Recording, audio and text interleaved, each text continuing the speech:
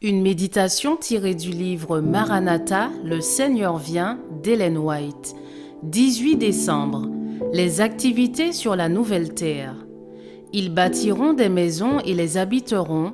Ils planteront des vignes et en mangeront le fruit. Ils ne bâtiront pas des maisons pour qu'un autre les habite. Ils ne planteront pas des vignes pour qu'un autre en mange le fruit.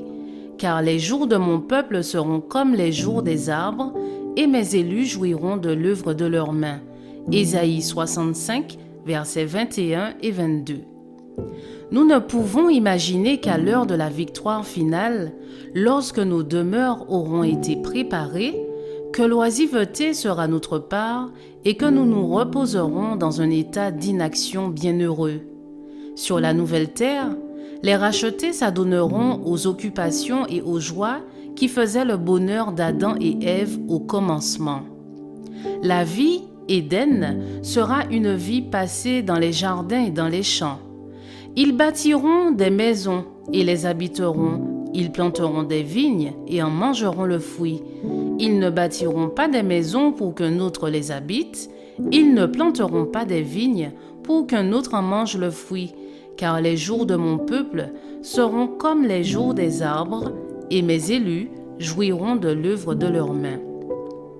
Là, je vis les plus splendides demeures, ayant l'apparence de l'argent, et qui étaient supportées par 4 colonnes enchâssées de perles du plus bel effet. C'est là que devaient habiter les saints. Dans chacune d'elles, il y avait une étagère d'or. Je vis un grand nombre de saints entrer dans ces maisons, enlever leurs couronnes étincelantes et les déposer sur l'étagère, puis s'en aller dans les champs, sortant de leur maison pour se livrer à quelques occupations, non pas comme nous avons à le faire ici avec la terre, non, non. Une lumière éclatante illuminait leurs têtes, et ils faisaient monter continuellement vers Dieu leur louange.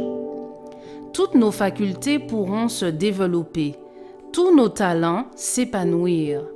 L'acquisition de connaissances nouvelles ne fatiguera pas notre esprit, n'épuisera point notre énergie. Les plus grandes entreprises seront menées à bien. Les plus hautes aspirations seront satisfaites. Les plus sublimes ambitions réalisées. Et néanmoins, il y aura toujours de nouvelles hauteurs à gravir, de nouvelles merveilles à admirer, de nouvelles vérités à approfondir, de nouveaux objectifs faisant appel à toutes les facultés de l'esprit, de l'âme et du corps. Je vous souhaite une excellente journée, que Dieu vous bénisse.